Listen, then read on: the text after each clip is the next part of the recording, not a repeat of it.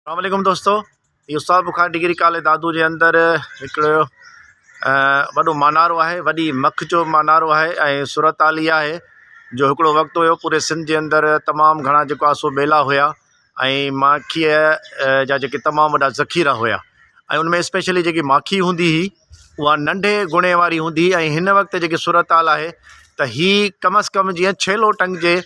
या हिन मां कॾहिं कॾहिं असां जॾहिं माखी लाहींदा आहियूं त उहा घटि में घटि 10-10 12-12 किलो माखी निकिरंदी आहे एट अ टाइम। वॾो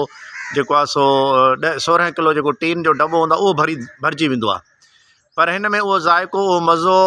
बनिस्बत उन सिंधी मखीअ जेकी हूंदी आहे जेको गुणो हूंदो आहे उहो न आहे। हालांकि कॉलेज जे चोतरफ़ जेको आहे सो हिते गुल वण टिण मौजूदु आहिनि, पर उन बावजूद बि जेकी सूरत हाल इहा आहे त सिंधी जेकी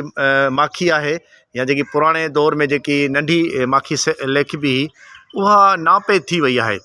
ऐं ॿाराड़ी हुजे जंग हुजे जिथे किथे ही वॾे जेको आहे सो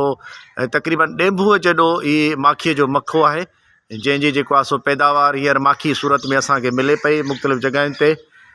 ही कॉलेज जे अंदरि तक़रीबन 16-17 जॻहियुनि ते हीअ माखी वेठी आहे ऐं पोइ हिनखे लाहिण लाइ माण्हू मुख़्तलिफ़ माण्हू ईंदा आहिनि जिन खे असां वापसि कंदा आहियूं, छो त हिनखे उथारण सां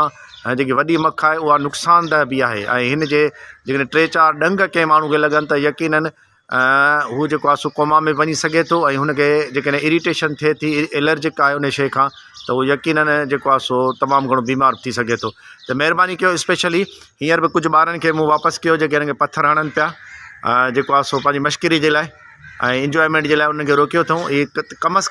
कम जेको आहे सो हीअ जेको हिते मानारो आहे इहो 2.5 खां 3 फुट वेकिरो आहे ऐं 1.5 फुट वेकिरो हेठि माना ड्रैग आहे हिनजी। महिरबानी कयो,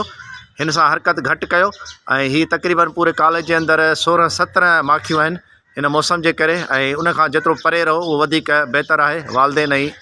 ॿिया जेके नंढा ॿार आहिनि तवजह कनि।